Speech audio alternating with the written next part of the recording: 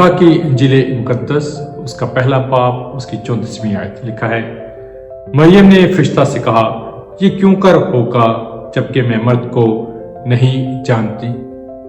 جب فرشتہ نے مقدسہ مریم کو سلام کہا اور یہ کہا کہ تو حاملہ ہوگی اور تیرے بیٹا ہوگا، تو مریم نے کہا، میں تو واقف ہی نہیں مرد سے، تو یہ کیوں کر ہوگا؟ جب خدا وعدہ کرتا ہے تو وہ پورا کرنے کی قدرت رکھتا ہے۔ کرسمس میں یہ ٹیچ کر رہا ہے۔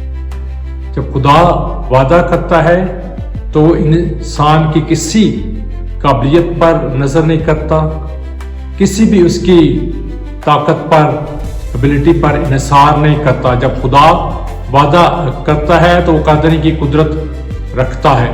جب خدا وعدہ کرتا ہے تو پھر ہمیں انسانوں پر انحصار کرنے کی ضرورت نہیں ہے، انسانوں کی طرف دیکھنے کی ضرورت نہیں ہے، انسانوں پر اپنی نگاہیں لگانے کی ضرورت نہیں ہے، یہ سوچنے کی ضرورت نہیں ہے کہ وسائل کہاں سے آئیں گے، ہم کس طور پر جو ہے سارے پروسیس کو پورا کر سکیں گے۔ جب خدا وعدہ کرتا ہے تو ایمان لائے آپ کے اندر کچھ پیدا ہو رہا ہے۔ جب خدا وعدہ کرتا ہے تو پھر وہ چرواہے سے وعدہ کرتا ہے تو وہاں پر ایک بادشاہ اس کے اندر سے پیدا ہوتا ہے۔ جب خدا وعدہ کرتا ہے تو ایک معصوم سے بچے کے اندر ایک لیڈر پل رہا ہوتا ہے۔ جب خدا وعدہ کرتا ہے تو پھر وہ جو مردہ سا بدن ہے اس کے اندر سے ایک بڑی نسل پیدا ہو رہی ہوتی ہے۔ جب خدا وعدہ کرتا ہے تو خدا اپنے وعدوں کو پورا کرنے پہ قادر خدا ہے۔ لیکن میں یہ آپ سے یہ کہنا چاہتا ہوں، جب خدا وعدہ کرتا ہے تو مشکلات کھینچ سکتی ہیں، تکلیفیں کھینچ سکتی ہیں، مسائل آ سکتے ہیں، درد بے حد بھر سکتے ہیں، اور جب درد بے